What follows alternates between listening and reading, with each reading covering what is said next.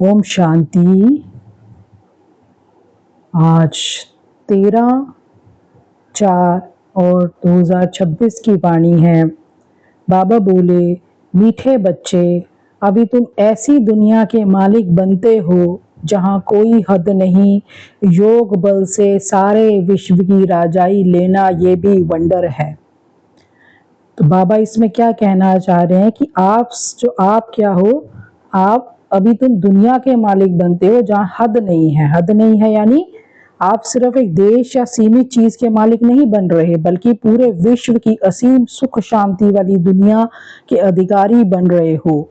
फिर बाबा ने कहा योग बल से सारे विश्व पे राजाई लेना। तो ये राजाई जो है बाहरी लड़ाई से नहीं मिल सकती, बल्कि अंदर की शक्ति से मिलती है। तो इसके लिए आप इसको यूज कर सकते हैं प्रैक्टिकली। आप अपने स्वमान को याद दिलाएं कि मैं विश्व का मालिक आत्मा हूं, मैं सीमित नहीं हूं। फिर बाबा ने बोला है योग बल बढ़ाना है, क्योंकि योग बल से हम सारे विश्व पे राजाई करेंगे। तो योग बल के लिए हमें जितना हो सके बाबा को याद करना है। तो धीरे धीरे जब यही योग बल जो है धीरे धीरे हमारी सोच और परिस्थितियों को बदल देगा, है ना। और सीमित सोच जैसे हमारी कहते हैं, बाबा ने कहा हद की सोच नहीं होनी चाहिए। जैसे छोटी छोटी बातों में हम फंस जाते हैं, मेरा तेरा करते हैं, तो ये नहीं होना चाहिए। मैं अनलिमिटेड का मालिक हूं, तो मुझे छोटी बातों में फंसना नहीं है। तो दूसरों को भी आत्मा रूप में देखना है ना। ये सब आत्माएं हैं, इससे हमारे मन में सबके लिए रिस्पेक्ट और प्योर फीलिंग्स जनरेट होंगी। फिर दूसरा प्रश्न पूछा बाबा ने, ड्रामा के किस बंधन में बाप भी बंधा हुआ है। तो बाबा ने उत्तर दिया, बाबा कहते मुझे तुम बच्चों के सम्मुख आना ही है। मैं इस बंधन में बंधा हुआ हूं, जब तक मैं न आऊं तब तक मूंजा हुआ सूत सुलझ नहीं सकता। बाकी मैं तुम्हारे पर कोई कृपा व आशीर्वाद करने नहीं आता हूँ। मैं कोई मरे हुए को जिंदा नहीं करता, मैं तो आता हूँ तुम्हें पतित से पावन बनाने। तो बाबा इसमें क्या कह रहे हैं कि ड्रामा के बंधन में बाप भी बंधा हुआ है, मतलब परमात्मा भी इस ड्रामा के नियमों के अनुसार ही कार्य करता है। इस ड्रामा का जो लॉ है, कर्मों का लॉ, उसके खिलाफ भगवान कुछ नहीं करता। वह अपनी मर्जी से कुछ भी इसमें चेंज नहीं करता। वो अलमाइटी अथॉरिटी है, लेकिन ड्रामा के बंधन में वो बंधन में है, फंसा हुआ है, बंधन में बंधा हुआ है। तो वो कोई भी चीज इसमें चेंज नहीं कर सकता। तो बाबा कहते हैं मुझे आना ही है। तो मतलब जब समय होगा तभी परमात्मा आएगा, न पहले आएगा न बाद में आएगा। हमारे बुलाने से पहले भी नहीं आएगा, हमारे न बुलाने से बाद में भी नहीं आएगा। जब उसका समय होगा तभी वो आएगा। और बाबा क्या कह रहे हैं, मैं कृपा या आशीर्वाद देने नहीं आता हूँ। मतलब सब कुछ मेहनत से मिलेगा, सब कुछ के लिए पुरुषार्थ करना है, यहाँ पे कोई भी शॉर्टकट नहीं है ना। फिर बाबा ने कहा पतित से पावन बनाने आता हूँ। तो भगवान एक ही काम करने आता है, पतित से पावन बनाने, यानी ज्ञान और योग देकर हमें ट्रांसफॉर्म करता है। कोई ऐसे मैरेकल्स नहीं करता, कोई छड़ी नहीं घुमाता, वो हमें ज्ञान और योग देता है, जिससे को हम अप्लाई कर करके हम ट्रांसफॉर्म हो जाते हैं। तो इसको प्रैक्टिकल लाइफ में हम ऐसे यूज करेंगे कि हमें ये सोच को खत्म करना है कि भगवान सब ठीक कर देंगे।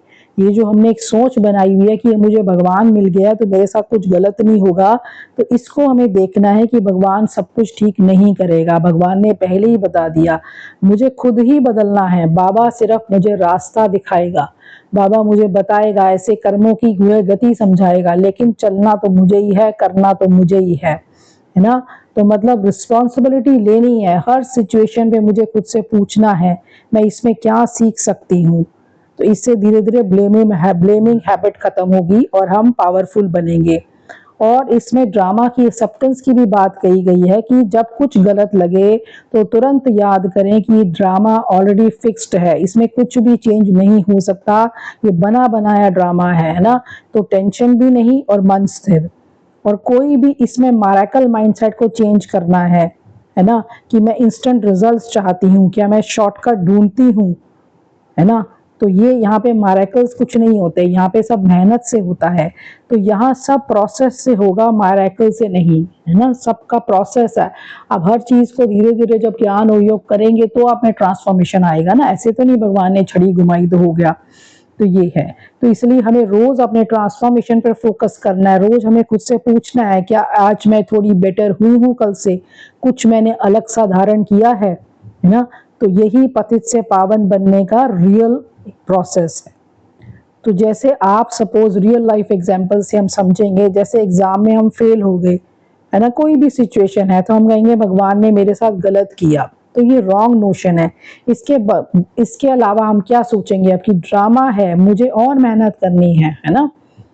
और तो वही आप ध्यान रखिए कि बाबा सिर्फ रास्ता दिखाते हैं, चलना तो मुझे ही पड़ेगा।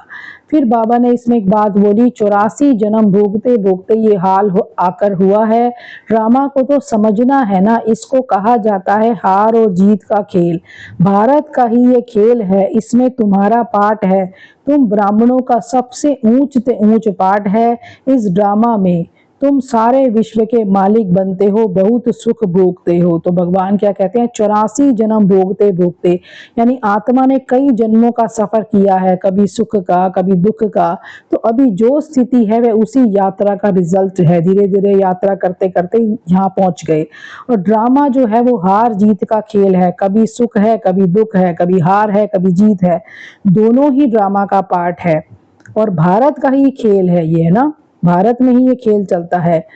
तुम ब्राह्मणों का सबसे ऊंच पार्ट है। तो अभी का समय सबसे वैल्यूएबल है, क्योंकि ये ट्रांसफॉर्मेशन का टाइम है, मनुष्य से देवता बनने का टाइम है। फिर बाबा ने कहा तुम विश्व के मालिक बनते हो। तो ये प्रेजेंट पुरुषार्थ फ्यूचर की राजाई तैयार कर रहा है। अभी जो हम प्रेजेंट में पुरुषार्थ करेंगे वो मुझे फ्यूचर में विश्व का मालिक बनाएगा। तो इसको जीवन में यूज करने के लिए अब जब भी कोई प्रॉब्लम आए तो समझे ये हार जीत का खेल है और मैं खिलाड़ी हूँ। और पास को एक्सेप्ट करें कि 84 जन्म है ना। तो 84 जन्म है, तो मतलब कि आज जो आ रहा है वो मेरे पास्ट कर्मों का रिजल्ट है। तो कोई रिग्रेट नहीं, सिर्फ एक्सेप्टेंस और इम्प्रूवमेंट। और अपनी वैल्यू को समझना है कि मेरा पार्ट सबसे ऊंच है, क्योंकि भगवान कह रहे हैं तुम्हारा पार्ट सबसे ऊंच है।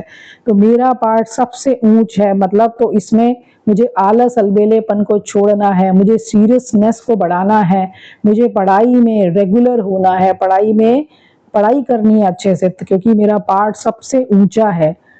और हर सिचुएशन को यही समझना है कि ये मेरे लिए ग्रोथ करने की अपॉर्चुनिटी है ना। जो भी सिचुएशन आती है, जब इंसल्ट होती है, जब फेलियर्स होते हैं, जब लॉस होते हैं, तो यही सोचना है ये सब मुझे स्ट्रांग बनाने के लिए आई हैं, क्योंकि ड्रामा में कुछ भी अकल्याण नहीं है ना। तो यही फ्यूचर जीत की प्रिपरेशन है।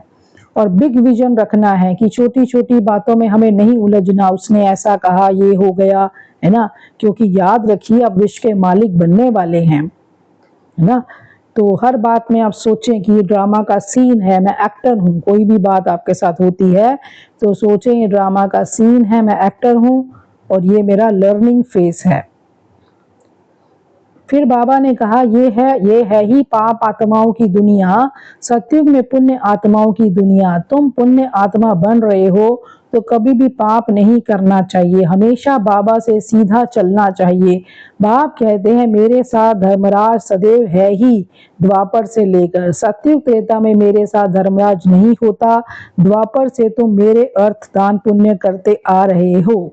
तो इसमें बाबा कहते हैं ये पाप आत्माओं की दुनिया है, मतलब अभी का समय कलयुग है, जिसमें नेगेटिविटी है, ईगो है, गलत कर्म ज्यादा है ना। और सत्युग जो है वो पुण्य आत्माओं की दुनिया है, जहाँ पे प्यूरिटी है, ट्रुथ है, हैप्पीनेस है ना। लेकिन अब हम कलयुगी दुनिया में, पाप आत्माओं की दुनिया में हमें पुण्य आत्मा बनना है। तो अभी ट्रांसफॉर्मेशन का टाइम है, हमें ओल्ड हैबिट्स जो हमारी कलयुगी संस्कार हैं उनको छोड़ना पड़ेगा, क्योंकि बाबा ने कहा धर्मराज साथ है, यानी हर कर्म का हिसाब बन रहा है, law of Karma automatically work कर रहा है, कुछ भी छुपता नहीं है। भगवान के सामने हमारी सारी भावनाएं, सारे संकल्प पूरे पहुंचते हैं। और बाबा ने कहा दान पुण्य करते आ रहे हो, तो भक्ति में हमने इनडायरेक्टली परमात्मा के लिए बहुत कुछ किया, लेकिन अब नॉलेज से कॉन्शियसली हमें पुण्य कमाना है। इसको प्रैक्टिकली यूज करने के लिए हर थॉट पर चेक लगाएं, हर काम करने से पहले सोचें ये पाप है या पुण्य है। जैसे जेलसी आ गई, एंगर आ गया तो ये पाप है, रिस्पेक्ट आई, पेशेंस आया तो पुण्य है, देवी गुण है तो पुण्य है, आसुरी गुण है तो पाप है। फिर बोलने से पहले भी रुकें, क्या मेरे वर्ड्स किसी को हर्ट तो नहीं कर रहे, क्या मैं अननेसेसरी कार्मिक अकाउंट तो नहीं बना रही, है ना। और एक्शन में भी ध्यान रखें कि छोटे छोटे एक्शंस भी इम्पोर्टेंट हैं, जैसे चीटिंग है, झूठ बोलना, ये गलत कर्म है। सच्चाई से चलना, किसी की मदद करना, किसी को अच्छे बोल बोलना, ये क्या है, ये हमारा अच्छा कर्म है। तो हर एक्शन फ्यूचर का रिजल्ट बना रहा है, इसकी कॉन्शियसनेस हमेशा रखें। फिर धर्मराज की भी अवेयरनेस रखें कि हमेशा याद रखें हर कर्म रिकॉर्ड हो रहा है, जो जो मैं कर रही हूँ सब भगवान देख रहा है। इससे गलत कर्म करने से खुद ही रुक जाएंगे, डिसिप्लिन बढ़ेगा। और सच्चा दान क्या है, बाबा ने कहा ना तुम दान पुण्य करते आए हो इनडायरेक्टली, लेकिन अब कौन सा सच्चा दान करना है, अब ज्ञान दान करना है, पॉजिटिविटी को फैलाना है ना, किसी को होप देना है, अपने मन को इतना पावरफुल बनाना है कि अच्छी वाइब्रेशंस बाहर जाएं, है ना। और यही सबसे हाईएस्ट पुण्य है, बनता है। फिर इस ड्रामा में बाबा ने बोला इस ड्रामा में बंधा हुआ हूं मैं, ये हो नहीं सकता कि मैं आऊं ही नहीं, ऐसे भी नहीं कि आकर मरे हुए को जिंदा कर दूं या कोई की बीमारी से छुड़ा दूं। बहुत बच्चे कहते हैं बाबा हमारे पर कृपा करो, लेकिन यहाँ कृपा आदि की बात नहीं। तुमने मुझे इसलिए थोड़ी बुलाया है कि आशीर्वाद करो, हमें कोई घाटा ना पड़े। तुम बुलाते ही हो, हे पतित पावन आओ, दुख हरता सुख करता आओ, शरीर के दुख हरता तो डॉक्टर लोग भी होते हैं। मैं कोई इसलिए थोड़ी आता हूँ, मैं इसलिए आता हूँ क्या? तुम कहते हो नई दुनिया स्वर्ग के मालिक बनाओ व शांति दो, ऐसे नहीं कहते कि हमको बीमारी से आकर अच्छा करो। हमेशा के लिए शांति व मुक्ति तो मिल न सके, पाठ तो बजाना ही है। तो बाबा ने कहा कि मैं ड्रामा में बंधा हुआ हूँ, आना ही है। तो ये हमने पहले भी पढ़ा क्वेश्चन में कि वर्ल्ड ड्रामा में परमात्मा बंधा हुआ है, परमात्मा नियम से आता है, माराकल दिखाने के लिए नहीं आता। कि मैं बीमारी ठीक करने नहीं आता हूँ, शरीर के दुख का समाधान डॉक्टर्स भी कर सकते हैं, तो परमात्मा तो आत्मा को बदलने आता है, आत्मा की बीमारियों को ठीक करने आता है। कृपा व आशीर्वाद की बात नहीं, तो यहाँ पे कोई कृपा नहीं है, कोई आशीर्वाद नहीं है, यहाँ सिर्फ पुरुषार्थ है, मेहनत है, कोई शॉर्टकट नहीं है ना। तो तुम बुलाते हो पतित पावन आओ, तो असली मांग क्या है? असली मांग क्या है? हमें पावन बनाओ, यानी हमें शुद्धता दो, हमें शांति दो, हमें सुख दो, है ना। हम ये चीज मांग रहे हैं। हमेशा के लिए मुक्ति तो मिल नहीं सकती, क्योंकि हर आत्मा को अपना पार्ट तो बजाना ही है। और प्रैक्टिकल यूज कैसे करेंगे? रॉन्ग डिमांड को राइट बनाना। जैसे पहले हम कहते थे बाबा मेरी प्रॉब्लम सॉल्व कर दो, तो अब क्या करें? बाबा मुझे सिचुएशन हैंडल करने की शक्ति दो। शक्ति दो भी मांगना नहीं है, अधिकार से लेना है बाबा से, है ना। योग करना है जिससे अपने आप शक्ति आए, बाबा से मांगना नहीं है। तो इससे आप डिपेंडेंट नहीं, पावरफुल बनते हैं। और बॉडी कॉन्शियस के बजाय सोल कॉन्शियस की हमें प्रैक्टिस करनी है, जिससे ये चीजें आसान होंगी, है ना। और पेन का असर, जो शरीर के भोगना का असर है, वो कम होगा। Self effort mindness, self effort mindset, है ना। तो हर दिन खुद से पूछें कि आज मैं क्या बदल रही हूँ, यही असली आशीर्वाद है, आपकी मेहनत। राइट गोल सेट करें। गोल ये नहीं कि बीमारी ठीक हो जाए, पैसे मिल जाएं। रियल गोल क्या है? मैं पवित्र, शांत और सुखी आत्मा बन जाऊं, मैं सारे देवी गुण धारण कर लूं, ये मेरा रियल गोल होना चाहिए, है ना। तो अगर रियल लाइफ में आपके पास बीमारी आई तो ऐसे नहीं भगवान मुझे ठीक कर दो। आपको सोचना चाहिए कि डॉक्टर मेरी बीमारी को ठीक करेगा, डॉक्टर से ट्रीटमेंट लें और बाबा से शक्ति लेकर स्टेबल रहें। फाइनेंशियल लॉस हो तो कृपा करो सब वापस कर दो, नहीं, मैं सीख कर और बेहतर निर्णय लूंगी, है ना। तो दिन में बार बार याद करें बाबा प्रॉब्लम हटाने नहीं, मुझे पावरफुल बनाने आया है। तो मुझे पावरफुल बनाने के लिए तो वो और सिचुएशंस लाएगा ना, क्योंकि सिचुएशंस में ही मैं आत्मा पावरफुल बनूंगी, बिना सिचुएशंस के मैं आत्मा पावरफुल नहीं बन सकती। फिर नेक्स्ट बाबा ने बोला, विचार करो कि हम किसके आगे बैठे हैं जिससे विश्व के मालिक बनते हो, फिर उनको घड़ी घड़ी क्यों भूल जाते हो। बाप कहते हैं तुमको 16 घंटे फ्री देता हूं, बाकी अपनी सर्विस करो। अपनी सर्विस करते हो गोया विश्व की सर्विस करते हो। इतना पुरुषार्थ करो जो कर्म करते कम से कम 8 घंटा बाप को याद करो। अभी सारे दिन में 8 घंटा याद कर नहीं सकते, वह अवस्था जब होगी तब समझेंगे ये बहुत सर्विस करते हैं। ऐसे मत समझो हम बहुत सर्विस करते हैं, भाषण बहुत फर्स्ट क्लास करते हैं, परंतु योग बिल्कुल नहीं है, योग की यात्रा ही मुख्य है। तो इसमें सीधा बाबा ने बताया कि सर्विस से ज्यादा योग जरूरी है।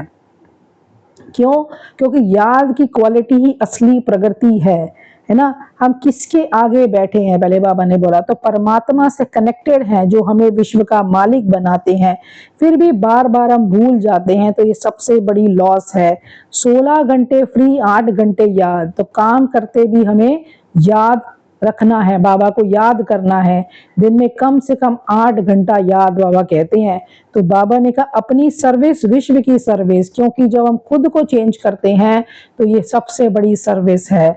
भाषण फर्स्ट क्लास पर योग नहीं, तो बाबा कहते हैं नॉलेज बोलना तो इजी है, लेकिन योग की यात्रा ही असली तपस्या है और वही पावर देती है। और अगर हमारे पास योग की पावर है तो हमारे भाषण का असर भी लोगों पर ज्यादा होगा, लोग अपने आप को चेंज करने के लिए रेडी होंगे, है ना। और प्रैक्टिकल यूज में आप 1-1 घंटे का अलार्म लगाएं, जिससे 1-2 घंटे के बीच में पॉज करें और याद करें कि मैं आत्मा हूँ, बाबा मेरे साथ है, और बाबा से अशरीरी बन के कनेक्ट हूँ। और धीरे धीरे ये कंटिन्यूस मेमोरी बन जाएगी। और काम करते वक्त बाबा को साथ रखें, खाना बनाते समय कोई ना कोई सामान लेके काम करें, मैं शांति की शक्ति दे रही हूँ, मुझसे पवित्रता की किरणें निकलकर इस खाने में जा रही हैं। ऑफिस में आप कुछ भी चलते फिरते सोचे मैं फरिश्ता हूँ, मैं लाइट हूँ, पॉजिटिविटी फैला रही हूँ। तो यही 8 घंटे योग बनाने का प्रैक्टिकल तरीका है कि अब हर कर्मों के साथ अपना कोई ना कोई अभ्यास को जोड़ें। फिर सर्विस और बाबा ने कहा योग का बैलेंस रखना है। तो रोज खुद से पूछो, आज मैंने कितना याद किया, सिर्फ बोल रहा था या अनुभव भी था। जब मैं किसी को समझा रहा था तो मेरा अनुभव बोल रहा था या मैं सिर्फ शब्द बोल रहा था। तो सही से चेकिंग करनी है। और बाबा ने कहा डिस्ट्रैक्शन को भी कंट्रोल करना है, जैसे सबसे बड़ा चोर मोबाइल प्लस ओवर थिंकिंग। तो अननेसेसरी स्क्रॉलिंग कम करो, वही टाइम याद में लगाओ। 8 घंटे टारगेट अचीवेबल होगा, हो जाएगा, है ना। तो 8 घंटे का मतलब सिर्फ टाइम नहीं है, डीप कनेक्शन, है ना, क्वालिटी ओवर क्वांटिटी। यानी सिर्फ 8 घंटे नाम मात्र नहीं, लेकिन उसमें मेरा बाबा से डीप कनेक्शन हो, यथार्थ याद हो, जिसमें मैं बिंदु रूप का अभ्यास करूं, बाबा के साथ पूरी कनेक्शन में रहूं। 5 मिनट का पावरफुल योग भी 30 मिनट का डिस्ट्रैक्टेड योग बन जाएगा, है ना। और रियल लाइफ में बोलना नहीं है, लेकिन अंदर से कनेक्शन प्लस वाइब्रेशन देना है आत्माओं को। और घर का काम में माइंड को बंडर नहीं करना, माइंड को इधर उधर नहीं घुमाना, मैं बाबा के साथ हूं, इस अवेयरनेस से कार्य करना है। तो योग ही असली सर्विस है, बाकी सब सेकेंडरी है। इस बात को हमेशा ध्यान में रखें कि सबसे जरूरी योग है, योग ही असली सेवा है।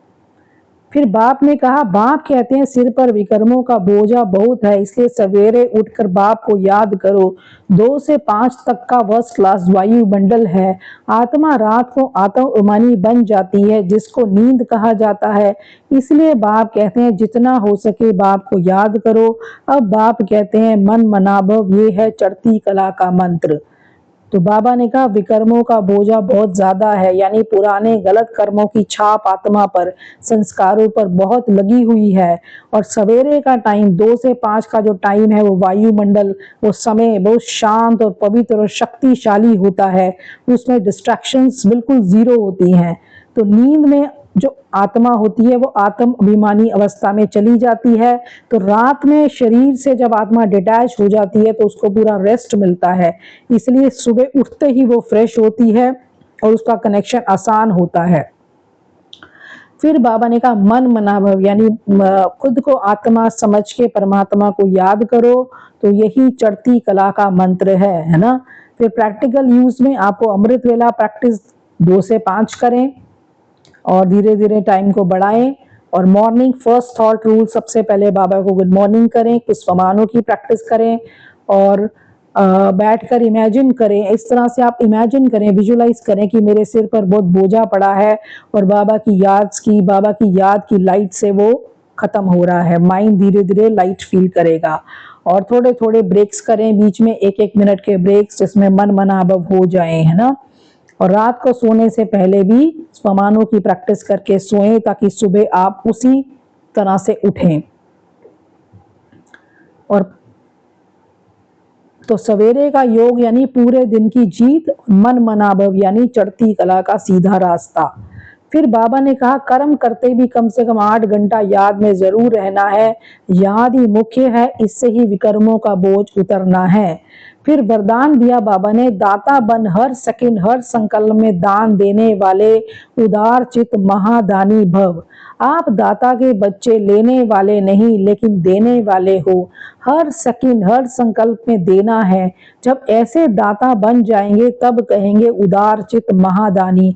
ऐसे महादानी बनने से महान शक्ति की प्राप्ति स्वतः होती है, लेकिन देने के लिए स्वयं का भंडारा भरपूर चाहिए। जो लेना था वह सब कुछ ले लिया, बाकी रह गया देना। तो देते जाओ, देने से और भी भंडारा भरता जाएगा। तो बाबा ने फिर कहा कि 8 घंटे याद से विकर्मों का बोझा हल्का होगा। फिर बाबा ने कहा दाता बनो तो देने वाली आत्मा हूं मैं। क्या देना है? गुण, शक्ति, शांति, खुशी, है ना। अविनाशी चीजें देनी है। देने से भंडारा भरता है। तो ये भी एक स्पिरिचुअल रूल है, जितना दोगे उतना बढ़ेगा, ठीक है ना। फिर बाबा ने बोला स्लोगन में, हर सब्जेक्ट में फुल मार्क्स जमा करनी है तो गंभीरता का गुण धारण करो। यानी गंभीरता क्या होती है? गंभीरता यानी सीरियसनेस, है ना, फास्ट ग्रोथ। मतलब आप सीरियस हो जाइए अपनी पढ़ाई में, सीरियस होंगे तो ही आप प्रोग्रेस कर सकते हैं। नहीं तो हल्केपन से लेंगे, केयरलेसनेस से हर चीज को लेंगे तो आपका नुकसान होगा, टाइम वेस्ट होगा। इसको सीरियसली लो, पढ़ाई को सीरियसली लेंगे तो आपको फुल मार्क्स मिलेंगे और फास्ट ग्रोथ होगी। तो इसके लिए आप खुद को चेक करें कि योग करें और फिर पहले बाबा से लें फिर दें। और सीरियसनेस के लिए चेक करें कि क्या मैं पढ़ाई को कैजुअली लेती हूँ या मैं सीरियसली लेती हूँ, उसको चेक करें। और फिर उसको याद दिलाएं खुद को कि मेरा सबसे बड़ा उद्देश्य क्या है, मेरे इस ब्राह्मण जीवन का लक्ष्य क्या है, मेरा हाईएस्ट पर्पस क्या है। तो उसके अनुसार मुझे लक्षण भी लाने होंगे। फिर बाबा ने अव्यक्त इशारा बोला, नम्रचित आत्मा सहज ही सुखदाता बन सकती है, लेकिन अभिमान नम्रचित बनने नहीं देता। तो जो नम्रचित आत्मा होती है, जो बहुत हम्बल होती है, दिल से झुकने वाली आत्मा होती है, वही सुखदाता बन सकती है। क्योंकि जो नम्र होता है, जो बोलने में अच्छा होता है, जो झुकने में होता है, वो दूसरों को सुख देता है। झुकने वाला इंसान दूसरों को सुख देता है, लेकिन जो अभिमान में होता है वो दूसरों को सुख नहीं दे सकता। नम्रचित नहीं तो सेवा हो नहीं सकती। अगर तो आप अकड़ में ही रहेंगे, आप अभिमान में ही रहेंगे, तो आप किसी की सेवा नहीं कर पाएंगे। क्योंकि सेवा करने के लिए झुकना सबसे पहली रिक्वायरमेंट है। सेवाधारी क्या होता है? जो सदा झुका रहता है ना। तो सेवाधारी की विशेषता है सदा नम्रचित। स्वयं झुका हुआ होगा तब औरों को झुका सकेगा, है ना। जब खुद हम दूसरों के आगे झुकेंगे तभी हमारे आगे कोई झुकेगा। जितना नम्रचित होंगे उतना निर्माण करेंगे, यानी कंस्ट्रक्शन करेंगे, बाबा का यज्ञ में सहयोगी बनेंगे। जहां निर्माणता होगी वहां रोब नहीं होगा। तो ये वाला निर्माणता मतलब जहाँ पे मान शान की इच्छा नहीं होगी तो रोब भी नहीं होगा। रोब कब आता है? जब हम किसी से कुछ रिस्पेक्ट चाहते हैं। तो रूहानियत होगी। जैसे बाप कितना नम्रचित बनकर आते हैं, ऐसे फॉलो फादर करो। तो बाबा कितना नम्रचित है। बाबा कहते हैं मैं तुम्हारा ओबीडियंट सर्वेंट हूँ। तो हमें भगवान से सीखना चाहिए। मेरे दोनों बाप इतने नम्रचित हैं तो मुझे भी नम्रचित बनना है, फॉलो फादर करना है। तो ये थे आज का मुरली के महावाक्य, कुछ प्रैक्टिकल एग्जाम्पल्स के साथ और प्रैक्टिकल यूज करने के तरीके भी बताए गए। ओम शांति।